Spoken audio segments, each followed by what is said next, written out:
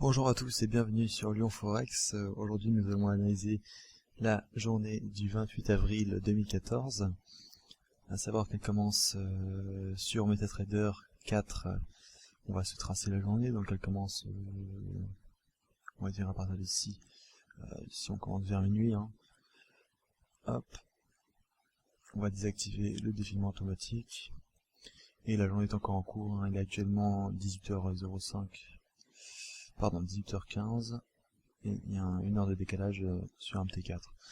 Alors comment se passe la journée? Pour faire simple, on va pas tenir compte de cette tranche horaire, c'est-à-dire de minuit jusqu'à aller 8h, donc ça fait jusqu'à 7h en France. Donc on va se mettre directement ici. Pourquoi ça? Parce que je ne traîne pas la nuit. Étant donné que la nuit je dors, voilà tout simplement. Alors donc voici notre journée est là actuellement. On va se mettre un petit peu en zoom. Donc c'est une journée assez simple, même si on est un lundi, du fait que le seul indicateur économique à grande échelle qui pouvait avoir une potentielle importance de volatilité, c'était à 16h je crois aujourd'hui. Voilà, vente de logements en attente pour l'USD. Effectivement, bon, il y a eu une prévision bien plus faible que prévu. Mais si on regarde au graphique, donc 16h à l'annonce et 17h, voilà, c'était par ici. Qu'est-ce que je dirais? Je me trompe, voilà, c'est là, pardon, c'est là. Voilà, donc le dollar a pris quelques crans, quelques pips. Malheureusement, on est à 1,3863, 1,3851, ouais. Il a gagné 12 pips, mais bon, on est sur un canal descendant.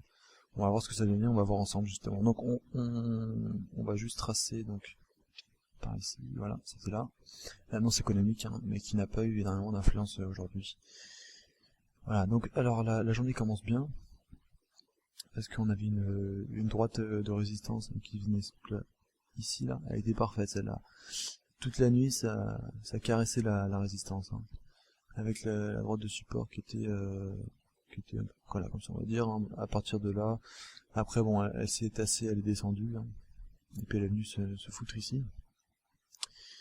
Mais quoi qu'il en soit, ce qui nous importe, c'est que là on a eu une déchirure, ça a craqué ça a dépassé la résistance, et là c'était magnifique. Alors moi comment je trade, donc je fais du scalping. Donc ce qui se passe, c'est que donc j'avais mis mes droites ici, résistance et support. Donc le support, donc c'est tassé un peu ici, donc on était à 1,3820, on est descendu là à 1,3818. Et là bon on est passé. Alors comment je fonctionne, c'est que je prends 3 pips de sécurité. C'est-à-dire que tant que ça reste dans le canal, c'est bon. Je joue pas sur les rebonds, moi je joue que sur les dépassements de ligne. Donc dès que là ça a dépassé, donc j'ai été très attentif, et on était à 1,3824 de points de résistance. Donc pour que je prenne position à l'achat, j'ai vendu 1,3827, donc c'est par ici, voilà. Voilà, et alors là c'était magnifique, ça a monté direct. C'était absolument splendide, donc on a pris 1,3824, 1,3869, on a pris 45 pips en quelques minutes. Quelques minutes, ouais, on a en une demi-heure. Je suis en time frame M5. Voilà, donc comment ça s'est passé? Donc j'ai pris à 3 pips de hauteur, donc à 38,27. J'ai ouvert ma position, sachant que sur mon courtier, j'ai 3 pips de spread, ce qui est quand même assez important quand on fait du scalping. Donc ce qui fait que ça monte directement ma position d'achat à 1,3830, pardon. Voilà, 1,3830. Et après, bah, souvent, je prends, ça dépend, mais je prends soit deux ou trois pips de gain. Donc si on en résume, pardon, ça fait 3 pips de gain, 3 pips de sprint et 3 pips de sécurité, donc ça nous arrive à 9 pips. Donc pour que je gagne de l'argent, faut que ça dépasse minimum 9 pips. Voilà. Donc après, bah, qu'est-ce qu'on a eu? On a eu des paliers qui se sont formés, hein, avec des nouvelles zones de support, hein, donc bah, malheureusement, bah, c'était trop incertain. Donc là, j'ai pas pris. J'ai pas pris parce que donc là on avait une montée du volume des transactions. Là on a une baisse. Ça m'a remis en doute et finalement bah là donc grosse hausse de volume de transactions. Donc là à ce niveau-là, dès que la bougie s'est clôturée, hop, j'ai repris une position d'achat là et je me suis fait quelques pips. Voilà. Donc mais pas je me suis pas fait ici par crainte et par sécurité surtout. Donc voilà, donc là je me suis fait 3 pips ici, et là malheureusement j'ai pris que 2 pips. Donc 5 pips pour le début de matinée, hein. Il était 9h30 là. Ensuite on arrive, là on est sur une phase descendante. C'est incertain, on sait pas trop vraiment ce qui se passe, on vient de subir une hausse assez importante, qu'est-ce qui va se passer? Donc là, ce que je fais, c'est que bah, j'affiche la moyenne, c'est une moyenne 14, vous voyez, par 14, c'est marqué. Et là, on va essayer de comprendre ce qui se passe. Donc moi, c'est très simple. Quand je vois des triangles comme ceci, je trace des lignes de tendance, à savoir comme ceci et comme ceci. Hop.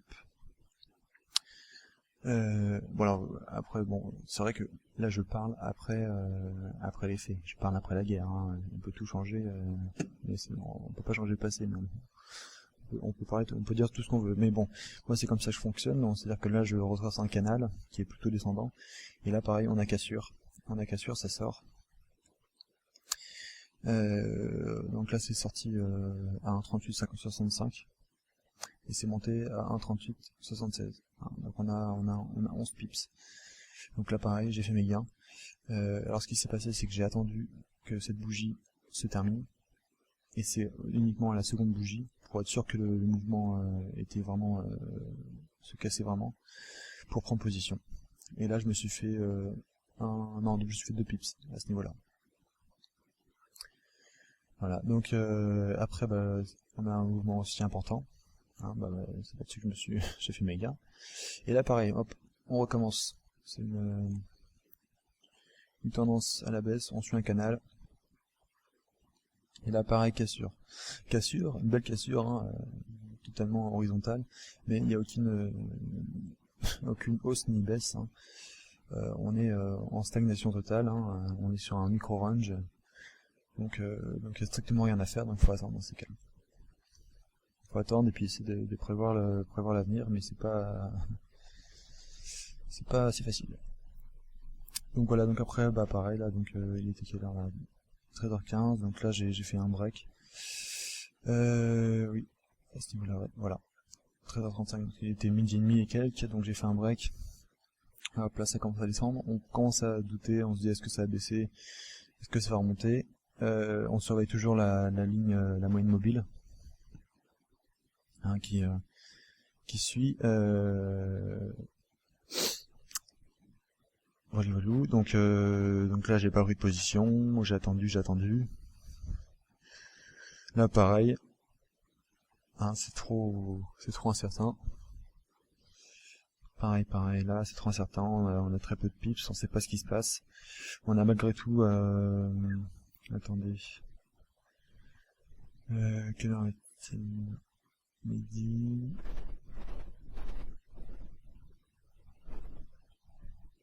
Ouais.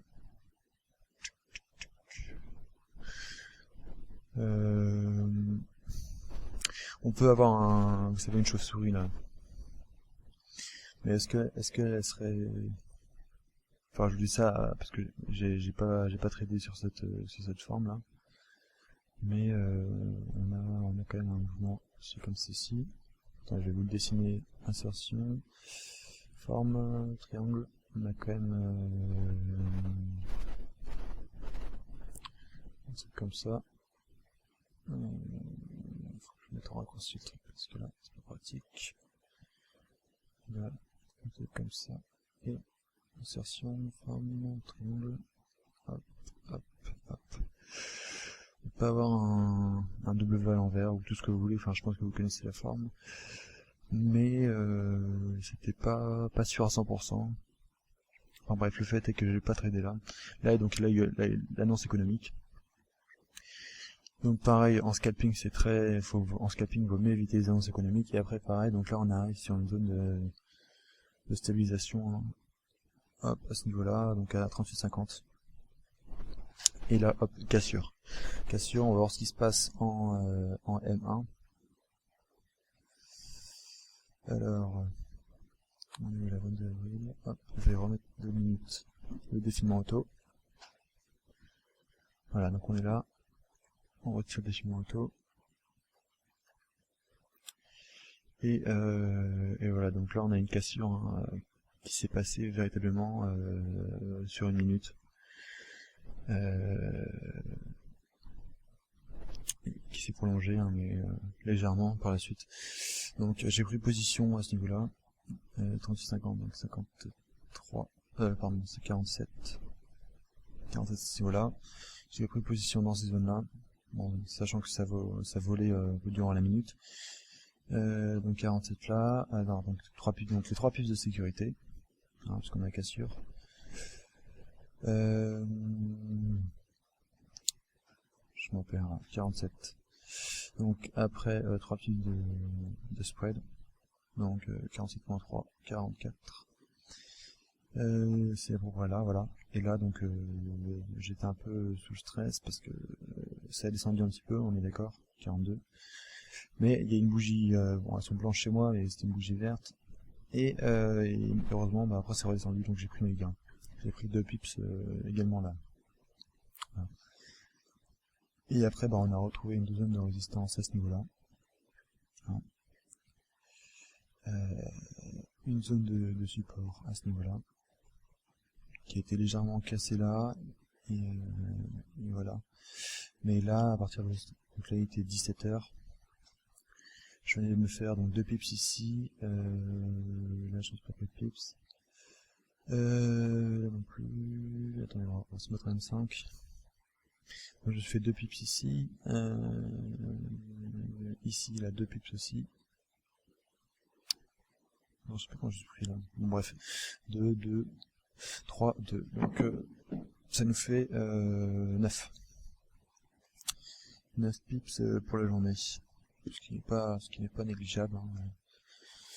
Et donc là, vous voyez, on a une superbe cassure de la zone de résistance établie ici. Alors est-ce que ça va rebondir sur l'ancienne résistance, ou est-ce que ça va casser encore une fois? Nous ne le saurons pas. En tout cas, vous voyez bien que ça suit le mouvement de transaction à chaque fois, hein. Voilà. Alors ce qui s'est passé aussi, je veux un dernier point, c'est que là on était quand même sur une valeur très très haute, hein. On était à 1,3878. 1,3878 qui n'avait pas été atteint depuis, je vais vous montrer, M30, machin.